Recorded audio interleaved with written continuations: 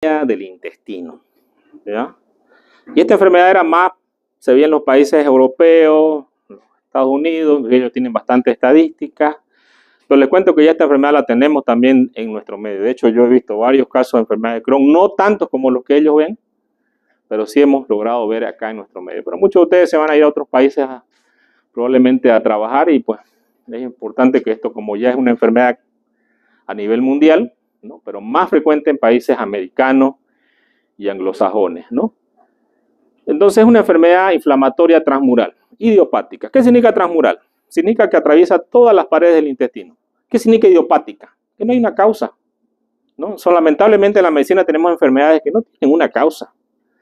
Y la pregunta es, ¿habrá una causa? Probablemente ustedes la descubran, hasta que unos 10 años se descubra, porque la medicina va en constante avance, constantemente, ¿no? Yo les digo, esta clase no se la hubiera dado hace unos 20 años atrás, porque no se veía esta enfermedad, ahora sí se ve bastante, más que lo que se veía antes, ¿no? La enfermedad del Crohn va a afectar el intestino delgado, cualquier segmento, en un 80%, y un 30% de los pacientes van a tener a nivel del ilio una inflamación del ilio que se conoce como ileitis. Según los estudios, la prevalencia en Estados Unidos, según 100.000 casos, es de 241. O sea, una prevalencia bastante elevada, fíjense ustedes. Por cada 100.000 casos en Estados Unidos hay 241. Pero también estas tasas van con otra enfermedad inflamatoria, que la vamos a ver también, porque la enfermedad de Crohn no solamente afecta intestino, también afecta colon, ¿no? Y la otra enfermedad inflamatoria que nosotros vamos a ver cuando veamos la parte de colon va a ser la colitis ulcerativa. Eso significa colitis, inflamación del colon y ulcerativa. Y también tenemos los países de Canadá y países asiáticos tienen un índice un poco menor a los países, ¿no? Pero en estos últimos años, también en los países como China, ha ido subiendo el índice de esta enfermedad inflamatoria. Cuando nosotros hablamos de estas enfermedades inflamatorias, siempre va a haber un gatillo que las vaya a activar, ¿no? Y como cuando hablamos de las enfermedades autoinmunes, por ejemplo, que no tienen una causa, es que tu mismo cuerpo actúa contra tu mismo cuerpo y el cuerpo no reconoce nuestros tejidos y empieza a inflamarse, ¿no? Ese es el caso, por ejemplo, de la artritis, ¿no es cierto? Se inflaman las articulaciones. En este caso se inflama el intestino, porque no reconoce probablemente alguna estructura o por alguna inmunoglobulina que se activa. Es una enfermedad autoinmune, inflamatoria autoinmune. Y justamente vamos a ver que también tenemos algunos síntomas extraintestinales que pueden aparecer en los pacientes, ¿no? Justamente por eso se dice que es una enfermedad autoinmune, porque pueden aparecer inclusive artritis, ¿no? Otras manifestaciones en la piel que lo vamos a ver más adelante. La enfermedad de Crohn puede aparecer en cualquier parte del tubo digestivo, ¿no? Esófago, menos frecuente, duodeno, intestino delgado, ileo, ¿no? Colon, ¿no? Y en el recto se ven menos, ¿no? Pero también a nivel del ano pueden haber las famosas proctitis, ¿no? Por enfermedad de Crohn que pueden aparecer en los pacientes. ¿A qué edad aparece esta enfermedad? Generalmente puede aparecer inclusive desde la infancia. Ya hay personas que tienen una predisposición genética y familiar a desarrollar la enfermedad de Crohn, ¿no? Pero generalmente a partir de la tercera década de la vida, hablamos de los 30 años, y va a tener un pico máximo a nivel de la sexta década de la vida, ¿no? Donde se va a manifestar más que todo en este grupo etario de los pacientes. ¿Cuáles son los factores que van a agarrar esta enfermedad? Generalmente tenemos factores genéticos, factores ambientales. Entre los factores genéticos, familiares de primer grado. Si mi padre tuvo enfermedad de Crohn, probablemente yo también haga enfermedad de Crohn. Tiene una predisposición de 14 a 15 veces mayor que la población general o familiares de primer grado a hacer la enfermedad de Crohn. El 20% de los pacientes tienen antecedentes familiares. Se ve que en los gemelos homocigóticos hay más del 67% de prevalencia. Tenemos nosotros también que pueden estar asociadas a las dos enfermedades, colitis ulcerativa y enfermedad de Crohn, ¿no? Las enfermedades de rasgos genéticos que va a tener el paciente. El nivel socioeconómico tiene que ver con la enfermedad. ¿Nivel socioeconómico bajo o nivel socioeconómico alto? A mayor nivel socioeconómico es más frecuente la enfermedad de Crohn. Creo que no está en aire esto, ¿no? ¿Está o no? ¿Siente calor? ¿Está bien? ¿Está frío? Ahí. Entonces, mientras más alto sea el nivel socioeconómico, hablamos, mientras más dinero exista, ¿no? La probabilidad de tener la enfermedad es mayor que los niveles socioeconómicos más bajos. Tendrá que ver de repente con alguna alimentación que tienen las personas, puede ser, digamos, ¿no? De hecho, había una historia de un campesino que vivió muchos años, tenía creo que algo de 95 años, estaba en buen estado de salud, pero era porque él vivía en el campo, comía que él mismo cultivaba, hacía actividad todos los días, dormía bien, y bueno, como querían saber por qué vivía tanto, y lo invitó el rey ¿no? dentro al palacio. Cuando empezó a comer la comida del rey, murió a los años, porque ya no hacía ejercicio, otro tipo de comida que la que él hacía, no dormía bien y murió más rápido. Entonces, a veces los niveles socioeconómicos elevados nos van a llevar, en este caso, más predisposición van a tener las personas con niveles socioeconómicos elevados, probablemente por la alimentación que ellos tienen, ¿no? El cocinero de repente lo envenena todos los días. También el cigarro es un factor importante para desarrollar la enfermedad. El fumar cigarrillo, ¿no? Tiene una predisposición más alta a presentar la enfermedad de Crohn. Bueno, ¿cuál es la fisiopatología de esta enfermedad? Es una inflamación sostenida que va a haber en el paciente. Se desconoce cuál es la causa de la inflamación, pero se sospechan de varios factores, probablemente de algunas bacterias, de algún agente infeccioso, pero todavía no hay una determinación. Hay varias hipótesis, ¿no es cierto? Pero también tiene que ver el microbioma, que el microbioma es la flora microbiana que nosotros tenemos. De hecho, nosotros cuando comemos demasiada azúcar, ¿no? ya lo vimos con los pacientes obesos, con obesidad, ¿no? Tienen una microbiota completamente diferente a un paciente delgado, ¿no es cierto? Porque el ingerir grandes cantidades de azúcar va a matar ciertas bacterias y va a dar vida a otras bacterias, ¿no? Y esas bacterias pueden ser también la causa. Todavía eso está en estudio, probablemente de aquí a unos años va a salir el resultado de estos estudios, ¿no? Pero se cree que también el microbioma tiene que ver. Para todas estas enfermedades, la alimentación es un pilar fundamental, ¿no? No quiero ser obeso, pues tengo que alimentarme mejor. No quiero ser diabético, tengo que alimentarme adecuadamente. Esta enfermedad también está asociada a la alimentación, ¿no? Debido a que hay inmunoglobulinas, ¿no? Que estas van a afectar porque hay una perforación de la barrera, ¿no? Cuando nosotros hablamos de la barrera, hablamos de los enterocitos, donde como hay una inflamación sostenida de esto, va a haber una lesión de la mucosa, de la submucosa, e inclusive llegando a toda la pared del intestino. Y esta inflamación sostenida está dada principalmente por una exposición inadecuada de los linfocitos, es que actúan diferente, ¿no? De un momento a otro, el linfocito no responde, ¿no? a un estímulo o actúa demasiado fuerte y empieza a lesionar, produciendo lo que se nos conoce como úlceras o aftas dentro de la mucosa del intestino. Esta inflamación constante va a dar úlceras o aftas, que es con lo que se va a manifestar la enfermedad.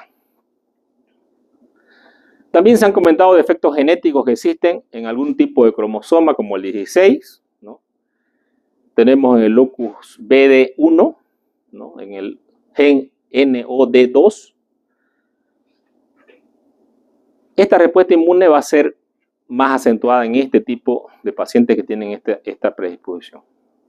Por ejemplo, la apendicectomía reduce el riesgo de desarrollo de colitis ulcerosa, pero aumenta el desarrollo de la enfermedad de Crohn. La apendicitis aguda, la apendicectomía, no la apendicitis, perdón, la apendicectomía, o sea, extraer el apéndice. Puede reducir el riesgo de colitis ulcerosa, pero puede aumentar el riesgo de enfermedad de Crohn, ¿no? ¿Y ustedes por qué dirán, no? Justamente sabemos que el apéndice es un órgano linfoide, donde están los linfocitos. Y justamente ustedes saben que aquí, justamente son los linfocitos los que tienen una respuesta inadecuada frente a un agente que hasta el momento se desconoce. Y esto puede afectar todo el intestino, ¿cierto? Toda la pared, mucosa, submucosa y pared. Y tenemos que vamos a empezar con una úlcera de 3 milímetros, una úlcera bastante pequeña, ¿no? Si alguien, por ejemplo, no sabe las medidas, pues no. Si yo hago así mi dedo, una pulgada, ¿no? Tendría que ser 25 milímetros más o menos, ¿no? Si yo digo 3 milímetros, pues vendría a ser una cosa bastante pequeña. Pero estas pequeñas úlceras que van a aparecer en el intestino, ¿no? Van a estar rodeadas de un halo eritematoso. Y estas son las famosas úlceras aftosas, que acá justamente van a seguir la inflamación constantemente por los agregados linfocíticos que van a haber a estos lados, ¿no? Luego esto se puede hacer más largo de una forma serpentiginosa. Pero también esta enfermedad puede activarse y puede llegar inclusive hasta los ganglios mesentéricos. ¿Cuáles son los ganglios mesentéricos? Son aquellos ganglios que están en el mesenterio del intestino. Tenemos unas formas grandes y estrelladas. También se pueden hacer de formas lineales, como ustedes pueden ver acá. Aquí están las úlceras, ¿no? Que se las ve por dentro. Puede haber una inflamación transmural. ¿Y qué ocasiona esta inflamación que va a haber constantemente en el intestino? ¿Qué va a ocasionar en el paciente? Y eso ya es pregunta de examen también, ¿no es cierto? Para que si estudiamos esta enfermedad es para saber qué es lo que va a ocasionar. ¿Y cómo podemos resolverlo? Puede producir estenosis. Si produce estenosis, el paciente va a tener obstrucción o pseudoobstrucción. Puede producir abscesos intraabdominales por perforación del intestino. Y puede causar fístulas. Y rara vez perforación libre, pero son una de las manifestaciones que puede ocasionar. Hay algunas características que yo pueda determinar cuando yo valoro a un paciente en una cirugía, ¿no? Donde yo abro o hago una cirugía laparoscópica y meto la producción y veo, sí, hay un signo, si usted quiere, patognomónico, ¿no? De la enfermedad, que es la presencia de una envoltura grasa. Entonces, este es un signo patognomónico de la enfermedad de Crohn. ¿Solamente lo van a ver en la enfermedad de Crohn? Sí. Solo lo van a ver en enfermedad de Crohn. Y aquí tenemos el signo. Fíjense ustedes, ¿no? Lo que eran mis alumnos y los otros alumnos también cuando suturaban intestino se dan a dar cuenta de cómo eran las paredes del intestino. Y tenemos esta grasa que está extendida, ¿no es cierto? Que normalmente no tendría que estar así. Está envolviendo prácticamente al intestino. Entonces, este es el signo patognomónico de la enfermedad de Crohn. Generalmente, a diferencia de la enfermedad de la colitis ulcerativa, la enfermedad de Crohn va a atravesar todas las paredes, ¿no es cierto? Y puede verse el intestino también así como lo ven ustedes acá, ¿no? Todo inflamado, ¿no es cierto? Y yo me pregunto, ¿cuál es la función del intestino? Absorción de alimento, ¿no es cierto? Absorción de pequeñas moléculas, ¿no es cierto? Que sirven para la absorción de la nutrición de nosotros, las personas. Pero también produce hormonas el intestino. También absorbe electrolitos, vitaminas, ¿no es cierto? Y si yo tengo, dependiendo del segmento del intestino que está afectado, obviamente van a aparecer los síntomas. Generalmente en la colitis ulcerativa la enfermedad va a ser a nivel del colon, pero también puede haber a nivel del ilio una inflamación, a lo que se conoce como ileitis retrolavado. ¿Cómo se presenta la clínica de los pacientes? Entonces yo siempre tengo que pensar, ¿no? A ver. Si ya vimos que la fisiopatología está inflamado, nos absorbe. ¿Cómo va a ser la manifestación del paciente cuando el paciente tenga esta enfermedad? Dolor abdominal, ¿no? Si tengo el intestino inflamado, evidentemente va a haber dolor abdominal, ¿no? No se olviden que las fibras de la sensibilidad del dolor en el intestino están en las capas, ¿no es cierto?, superficiales. Y va a haber dolor. Diarrea, porque no absorbe adecuadamente los nutrientes. Entonces el paciente va a tener diarrea. Y como va a tener diarrea y no se absorbe adecuadamente los nutrientes, pues el otro problema va a ser que va a haber una pérdida de peso, donde el paciente va a empezar a adelgazar. Pero generalmente la enfermedad no se manifiesta de una forma aguda, ¿no? Muchas veces puede ser incipiente y nosotros podemos pensar que puede ser otra enfermedad inclusive, ¿no? Sí. Pero va a haber pérdida de peso sin anorexia, entonces. Claro, no pierde. Algunas veces si hay obstrucción, sí, pero si no hay, no. Va a haber sin anorexia.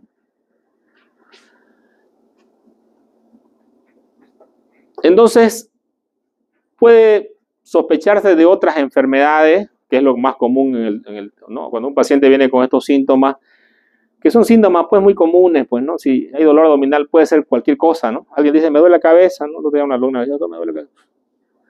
Puede ser de todo, pues, ¿no? Desde una gripe hasta un aneurisma, ¿no? Un tumor, Dios lo quiera, digamos. Pero puede ser de todo, ¿no? Justamente por eso nosotros, la clínica, no nos va a dar un diagnóstico muy certero, ¿no? No a la primera, enfermedad de Crohn, digamos, peor que en nuestro medio no es tan común, ¿no? Y lo que nosotros sí vamos a pensar son en otras enfermedades, como el colon irritable, que es así una enfermedad del momento, digamos. El colon irritable, también hay dolor abdominal, hay diarrea, ¿no es cierto? Pero no es una enfermedad inflamatoria, ¿no? Generalmente es una enfermedad porque tienen una alteración de mi sistema nervioso autónomo, ¿no? Mi parasimpático no anda bien porque estoy estresado, no duermo bien, ¿no? Me toman examen de cirugía.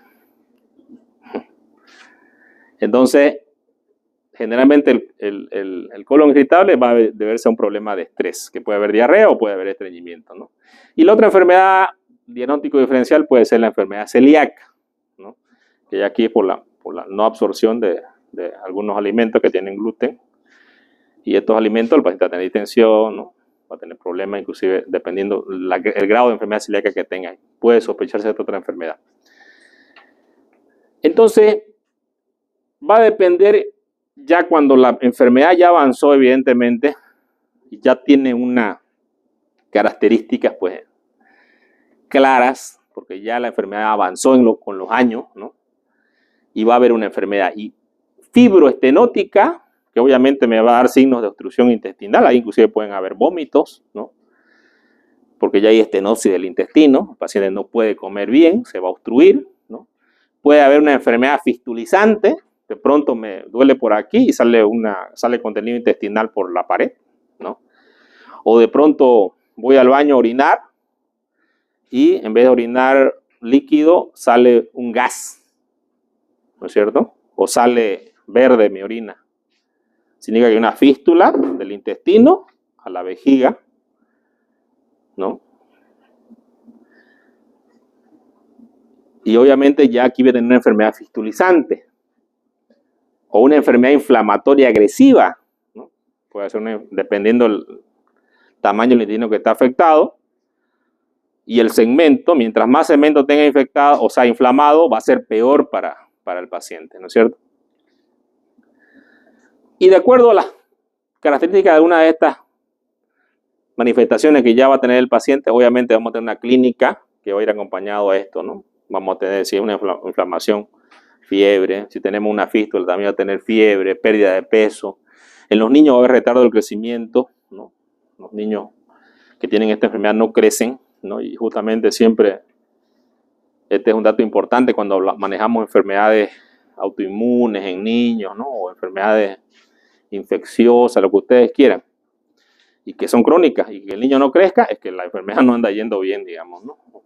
O sea, la enfermedad anda yendo bien, pero el niño anda yendo mal, digamos, ¿no? Porque la enfermedad no está curando, no lo estamos curando con el tratamiento. Y eso no quiere decir, ¿no? Retraso de crecimiento, la enfermedad no está controlada. No la estamos controlando. La enfermedad afecta al intestino delgado un 80% de los casos y el colon solo un 20% de los casos. Si yo le pregunto en el examen, ¿dónde es más frecuente la enfermedad de Crohn? ¿En el colon o el intestino delgado? Colon o delgado. Delgado, ¿no? Muy bien. En aquellos pacientes que tienen problemas a nivel ileocecal, también puede haber enfermedad anorrectal, ¿no? En algunos casos muy poco frecuentes puede afectar esófago, estómago y duodeno, pero muy poco frecuente. No es tan frecuente como intestino delgado. ¿Dónde es más frecuente? Intestino delgado. Y el otro porcentaje, colon. Y muy poco frecuente en otros lugares como a región perineal o anorrectal. Y muy poco, menos del 5 o 10%, hablamos de menos del 1%, estómago, duodeno y esófago. Justamente acá está la pregunta que hacía Barranco, ¿no? Una enfermedad autoinmune, pues tiene manifestaciones también extraintestinales la enfermedad. De hecho, una vez nuestro profesor de oftalmología, y ustedes en quinto año llevan oftalmología, ¿no? Y nos hablaba de las enfermedades, o sea, mirando el ojo, nos hablaba de todas las enfermedades que podían haber en el cuerpo del paciente. Y yo decía, ¿será? Decían, porque no se la creía. Pero fíjense ustedes que tenemos alteraciones a nivel ocular, uveitis, episcleritis, conjuntivitis, que pueden ser causa de una manifestación intestinal. Dermatológico, tenemos el eritema nodoso, el pioderma gangrenoso, aquí podemos ver un pioderma. Tenemos también síntomas reumatológicos, puede haber artritis periférica, espondilitis anquilosante, sacroileitis, ¿no? Esteatosis hepática a nivel hepatobiliar, colelitiasis, colangitis clorosante primaria, pericolangitis a nivel urológico, nefrolitiasis, obstrucción uretral y otras muy diversas como vasculitis, osteoporosis, endocarditis, enfermedad pulmonar intersticial, amiloidosis, pancreatitis, enfermedad tromboembólica. Un universo, ¿no es cierto? O sea, todo. ¿Podría yo determinar con una de estas enfermedades que tenga un problema a nivel de enfermedad de Crohn? Ahora que ya sí se descubrió, pues sí, ¿no? ¿Pueden haber manifestaciones de la enfermedad de Crohn a nivel extraintestinal? Pues sí. Y esto me indica que es una enfermedad inflamatoria, también sistémica. Que hay una afectación sistémica porque tenga síntomas en otras partes.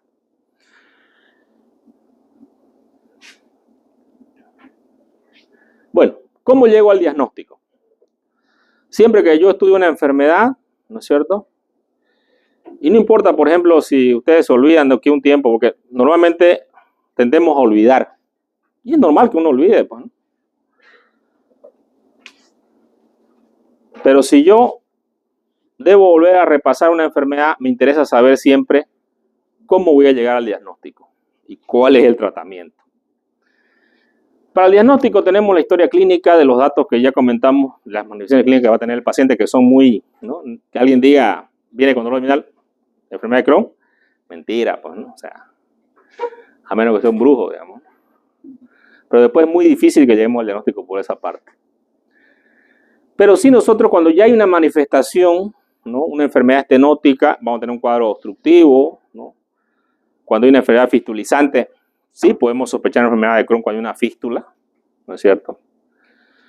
O cuando hay pacientes, ¿no? Que pueden presentar de pronto una inflamación, ¿no? Que esta inflamación a veces se manifiesta como la inflamación que se presenta en cualquier persona, con fiebre elevada, ¿no? Y otras cosas. También existen diagnósticos diferenciales de otras infecciones que pueden también darse, como el micobacterio tuberculoso, ¿no? Que a veces puede crear inclusive una enfermedad inflamatoria a nivel del intestino con fístulas también, que son de difícil manejo y difícil tratamiento, parecido a la enfermedad de Crohn. Otras enfermedades como el citomegalovirus, que también pueden causar perforación, y sangrado, que son mucho más raras. Entonces, la historia clínica, por un lado, en caso que ya exista una enfermedad ya manifiesta con fístula, abscesos, ¿no? Puedo sospechar de esto. Existen algunas pruebas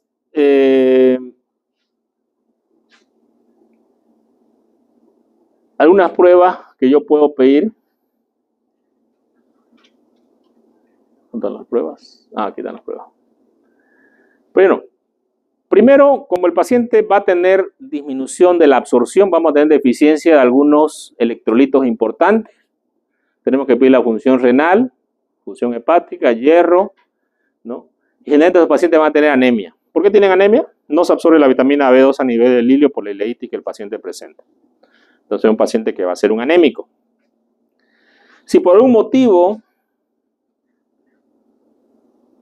se hace una endoscopía y se valora dentro del intestino, va a haber un aspecto adoquinado que va a tener la mucosa, ¿no?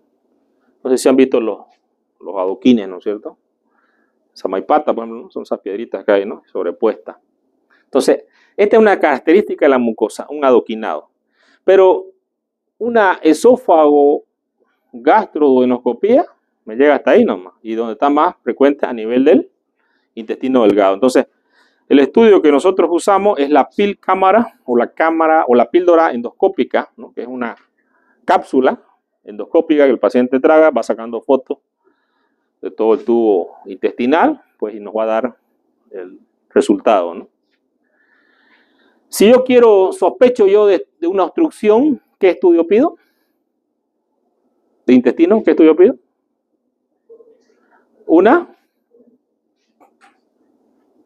Estoy en la emergencia, digamos, ahí del hospital, me llega un paciente vomitando, distendido.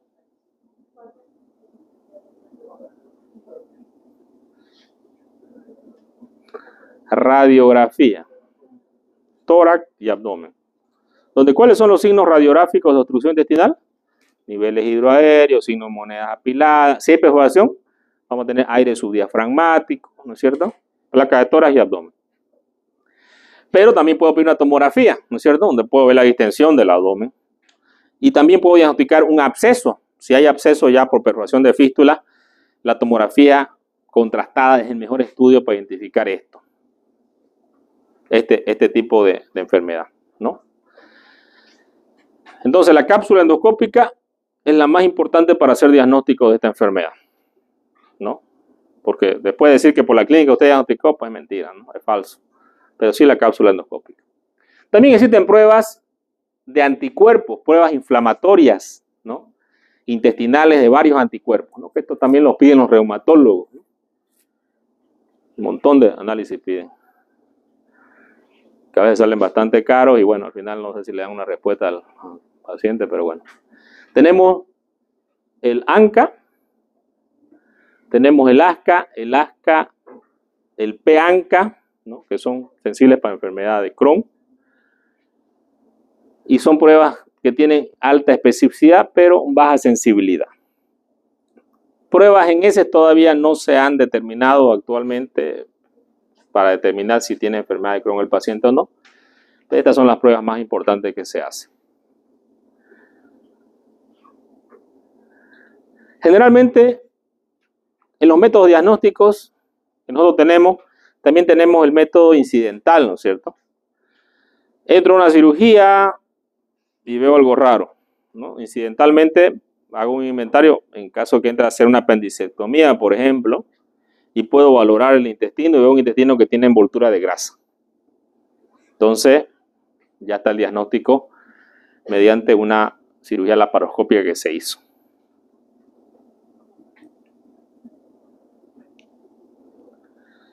¿Cuál es el tratamiento?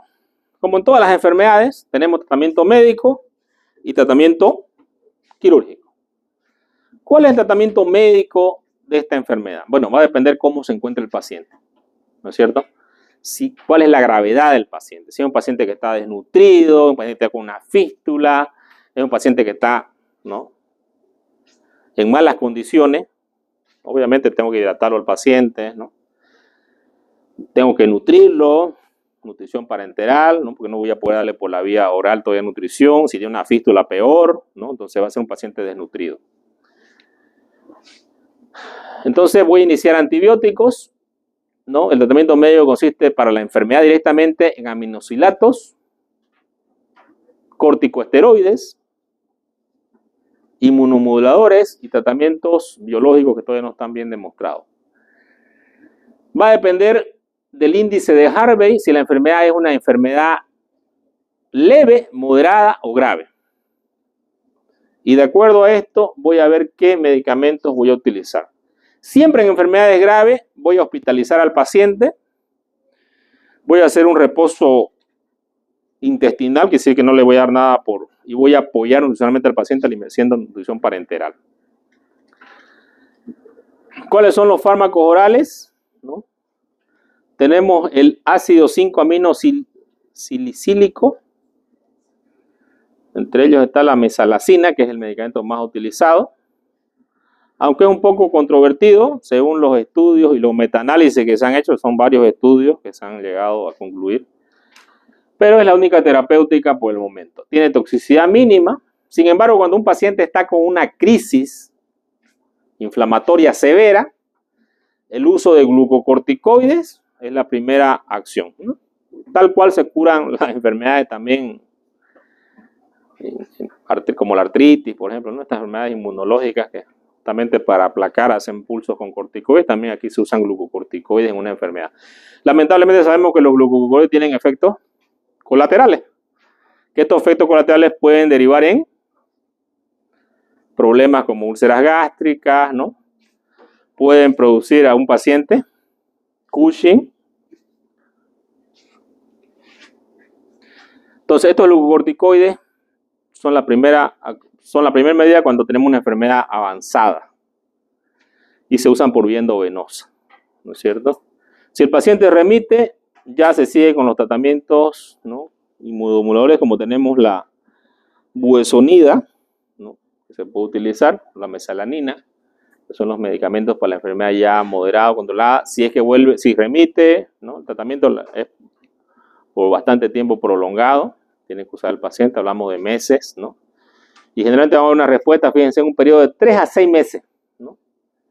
Otro medicamento inmunomodulador es la ciatoprina, tiopurina, antimetabolítico y su metabolito activo, la 6-mercaptopurina, han demostrado ser eficaces e inducir y mantener la remisión de la enfermedad, ¿no? Y permitir gradualmente que vayamos disminuyendo los glucocorticoides. Pero muchas veces esto también puede inducir a supresión de la médula ósea, estos medicamentos, ¿no? Y promover complicaciones infecciosas. Si disminuyen a nivel de la formación de leucocitos, voy a tener leucocitos bastante bajos y puedo tener una infección. Y de repente me muero por la infección y no me muero por la enfermedad de Crohn. Por eso es muy importante que cuando damos este tipo de medicamentos, estos pacientes son pacientes inmunosuprimidos, ¿no? Inmunosuprimidos. Inmunosuprimidos significa que cualquier enfermedad les puede hacer efecto, por eso ellos siempre paran con barbijo, ¿no es cierto? Ellos no pueden estar en un ambiente así, digamos, donde hay cerrado y muchas bacterias, pues probablemente un hospital, ¿no? Pueden agarrar una infección y lamentablemente se mueren de esto. Entonces, ¿curación para esta enfermedad existe? No, solamente es un tratamiento de mantenimiento. También hoy en día, el tratamiento de los tumores, los cánceres, han aparecido los anticuerpos monoclonales, ¿no? Que ya lo hemos visto en otras enfermedades que hemos visto, tumores de esófago, de estómago, ¿no? Por ejemplo, la respuesta era GIS, ¿no? Esa que no respondieron algunos, o que nadie respondió, creo que una persona respondió. Entonces, el ifizimab es el anticuerpo monoclonal contra el antifactor de necrosis tumoral alfa.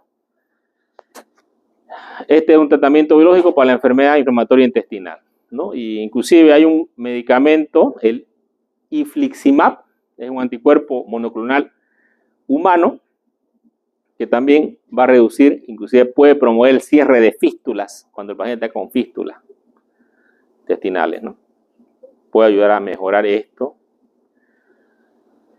Hay que tener cuidado en algunos pacientes cuando uno usa estos medicamentos, por ejemplo, los pacientes con proceso séptico, porque esto lo que hace es disminuir la inflamación. Y sabemos que en los procesos inflamatorios, en el proceso séptico, también existe inflamación, pero por la infección. Si nosotros disminuimos la inflamación, pues no va a poder curarse el paciente de la infección. También hay otro anticuerpo monoclonal, el vedolizumab, ¿no? Es otro anticuerpo monoclonal que también se puede utilizar. Para enfermedades perianales, lesiones perianales que existan, se puede dar metronidazol y ciprofloxacina como antibióticos durante 2 a 4 semanas, ¿no? Se puede dar en los casos de recaída acetoprima, ¿no? Y en los pacientes con fístula, el infliximab y la acetoprima como fármacos de elección. ¿Cuáles son las indicaciones? Ahí viene, ahora, ¿qué hago si no el paciente, cuándo va a entrar a cirugía? Sí, yo creo que durante el año nosotros vemos casi todas las enfermedades, bueno, algunas tienen tenido quirúrgico y médico, pero siempre la pregunta es importante y siempre que yo estoy con un paciente, la respuesta que vale $1 millón vendría a saber cuándo se opera un paciente, cuál es la indicación, en qué caso se opera, ¿no? Y aquí tenemos las indicaciones para indicación quirúrgica de la enfermedad. Primero, inicio agudo de la enfermedad grave, colitis de Crohn, más megacolon tóxico. ¿Qué es el megacolon tóxico? Es cuando ya ha atravesado las bacterias, las paredes del colon y el colon va a necrosar, o el intestino va a necrosar, en este caso el colon. Entonces, en ese caso hay que operarlo rápidamente al paciente. Vamos a ver nosotros signos de neumatosis colónica. Fracaso de tratamiento médico. No responde al tratamiento médico el paciente. Persistente a pesar de uso prolongado de esteroides, recurrencia de los síntomas cuando se reduce la dosis alta de esteroides, complicaciones inducidas por medicamentos, ¿no? Aquí tenemos la enfermedad de Cushing, que sabemos que es por dar mucha cantidad de glucocorticoides. También los corticoides pueden producir hipertensión arterial. Otro, desarrollo de complicaciones de la enfermedad. El paciente está obstruido y no mejoró. El paciente está perforado y no mejoró. Fístulas, no todas las fístulas. Las fístulas que estén controladas pueden ser que no necesiten todavía cirugía, pero sí las fístulas complicadas. ¿Cuáles son las fístulas complicadas, doctor? Aquellas fístulas que están desnutriendo al paciente, aquellas fístulas que están acompañadas de un absceso intraabdominal, pacientes que tienen hemorragia, pacientes que tienen riesgo de tumor maligno, ¿no? Algunos pacientes pueden desarrollar tumores malignos en el intestino delgado por la inflamación severa y crónica que tienen. Aquí nosotros podemos observar, por ejemplo, ¿no?, el diámetro del colon bastante distendido allá, lo que se conoce como un megacolon tóxico, ahí en la parte superior. Fíjense ustedes, bastante distendido, más de 7 centímetros. Aquí en la tomografía también vemos más de 7 centímetros distendido, una indicación de cirugía urgente. Tratamiento quirúrgico de la enfermedad de Crohn. Según un metaanálisis de las últimas décadas, reciente estimó el riesgo de cirugía era de 16.3, 33.3 con 6% a 1, 5 y 10 años, respectivamente. La cirugía generalmente se va a reservar a pacientes que ya tienen una indicación quirúrgica, ¿no? O están obstruidos, o están fistulizados, ¿no? Y son los pacientes que van a tener que entrar al quirófano lo más antes posible.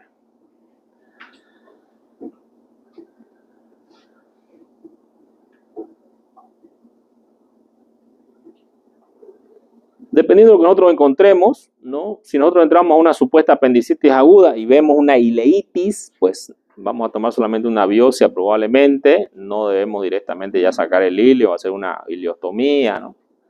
Primero vamos a sacar el apéndice y vamos a estudiar al paciente, ¿no? Porque es un hallazgo. Si tenemos un estrechamiento de la luz del intestino, ¿no? Diría que la luz del intestino no es una luz que está bastante abierta, así como la que podemos ver acá, no una luz que está cerrada, va a depender del tamaño de la estenosis en la extensión, ¿no es cierto? Pero si yo tengo estenosado esto, por ejemplo, yo puedo unir esto con esto, ¿no es cierto? Puedo hacer una anastomosis. Dependiendo en el lugar que se encuentre, generalmente se pueden hacer anastomosis, ¿no? En caso que no se pueda hacer anastomosis, se puede hacer una resección del intestino, se reseca el segmento afectado y el lugar que esté bien se lo une nuevamente. Esto se conoce como anastomosis. En un metaanálisis que se realizó en 139 pacientes y se lo siguió durante 11.9 meses, se hizo una anastomosis con sutura de extremo a extremo con hilo PDS 2.0. ¿Cuál es el hilo PDS 2.0? Es la polidioxanona, que es un hilo monofilamento absorbible. Y otro grupo se hizo con anastomosis con grampa, ¿no? ¿Cuál fue el resultado de esto? el paciente que fue lo mismo. El resultado fue igual, no hubo variación, ¿no?, de las grampas a la sutura. ¿Cuál es el procedimiento que se hace frente a la estenosis? Aquí podemos ver nosotros que hay una estenosis. A esto se conoce como estenoplastía. Y en inglés lo conoce como estricoplastía. Si no puedo hacer la estenoplastía, ¿no?, puedo abrir el intestino y puedo unirlo en sentido transversal, cosa que la luz queda abierta y puede pasar, ¿no? Esto se puede hacer hasta en más o menos longitud hasta de 50 centímetros, ¿no? En caso de que no mejore esto y la gran probabilidad de que el paciente haga un cáncer en el sitio de que se hizo la estenoplastía, es una probabilidad que puede estar en ese lugar, ¿no es cierto? Tenemos nosotros la presencia de estenosis, que pueden ser solitarias, ¿no? En caso de que no podamos hacer la estenoplastía, vamos a tener que hacer resecciones y anastomosis. Dependiendo el tamaño del dinero que tenemos que resecar, ¿no? Podemos hacer también bypass, como los bypass gastroyeyunales, ¿no? En caso de que tengamos que resecar bastante intestino, directamente voy a llevar el asa hacia el estómago, lo que se llama bypass gastroyeyunal. Bueno, los resultados, generalmente, como la enfermedad no se ha controlado, los pacientes pueden volver a recurrir nuevamente a la enfermedad, ¿no? En un año, 70%. En 3 años, 85%. Entonces va a haber una recurrencia de la enfermedad. La clínica de síntomas puede venir también de la enfermedad de Crohn. Más o menos 60% de los pacientes lo van a presentar nuevamente a cabo de los 5 años. Y un 94% de los pacientes, casi el 100%, ¿no?, a los 15 años de haber hecho la resección intestinal. Entonces son pacientes que constantemente pueden volver. Entonces, como médico también es importante que yo hable del pronóstico, ¿no es cierto? Y cuando son enfermedades incurables, yo diga que no se va a curar la enfermedad. Y que por eso yo estudio las enfermedades, ¿no?, para saber también hablar del pronóstico. De hecho, cualquiera de ustedes podría hablar del pronóstico si sabe esta enfermedad, ¿no? Tiene enfermedad de Crohn y un médico viene y dice, lo voy a curar. Es un mentiroso, pues, ¿no es cierto? Pues no se cura. Va a volver a recidir nuevamente la enfermedad. Otro problema que pueden aparecer son las fístulas intestinales, ¿no? Aquí tenemos fístulas intestinales, que es algo muy... Si ustedes quieren asustar a un cirujano, muéstrenle a su paciente con fístula. Y el cirujano se desmaya, ¿no? Porque esto es lo más temido por los cirujanos, ya que estos pacientes son de difícil tratamiento, de larga data. Pero uno de los tratamientos que hacemos actualmente es el sistema de aspiración y compactación al vacío. Se coloca una esponja, un medio de succión, ¿no?, para que esta herida que está grande vaya mejorando. Fíjense, es el mismo paciente, ¿no? Y va a quedar una herida más o menos así pequeña, donde de repente ya yo puedo colocar una bolsa de ostomía y evitar que el paciente tenga ese eritema que es bastante doloroso para el paciente. Dirigir la fístula, ¿no? O puedo agarrar y puedo proteger todo, y es un tratamiento efectivo, que está comprobado con alta efectividad para estos pacientes, ¿no?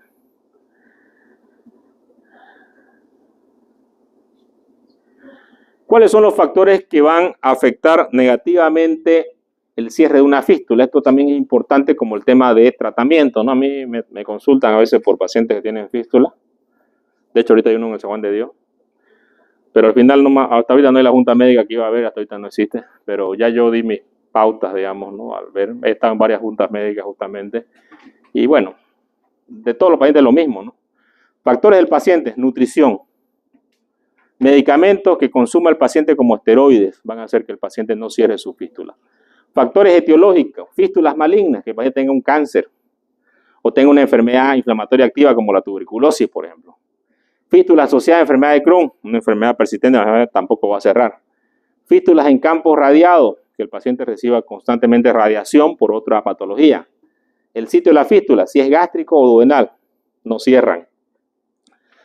Factores locales, persistencia de la inflamación local y infección. Presencia de un cuerpo extraño, mallas o suturas. Paciente que presenta epitelios ya en la fístula, o sea, se ha epitelializado hacia el exterior. Trayecto fistuloso menor de 2 centímetros y obstrucción distal del sitio de la fístula.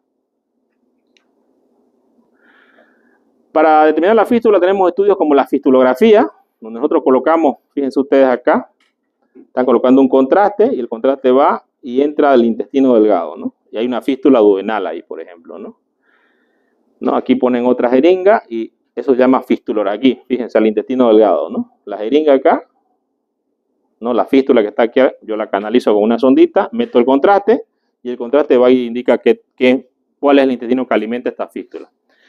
Para valorar abscesos está la tomografía, que es el estudio ideal. Aquí podemos ver un absceso, no sé si lo ven, ¿ya? Bastante grande. Entonces con esto nosotros podemos llegar al diagnóstico. Aquí tenemos una tomografía que se puede ver con contraste oral, ¿no es cierto? Donde ahí se ve la fístula que va hacia la pared.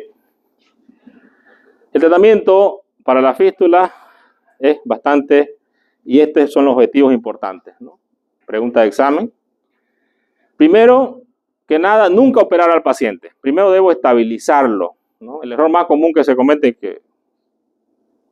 es que quieren volverlo a operar. Ya lo operaron 20 veces y quieren volverlo 21 veces, ¿no? O sea, no se dan cuenta de que no va a mejorar operándolo. Entonces, yo debo estabilizar al paciente, sacar al paciente del proceso séptico, hidratar adecuadamente al paciente, hidratación, tratar los abscesos. Debo hacer investigación, investigar de dónde viene la fístula con estudios como fistulografía, tomografía. Y lo más importante, porque algunos llegan hasta ahí, decisión.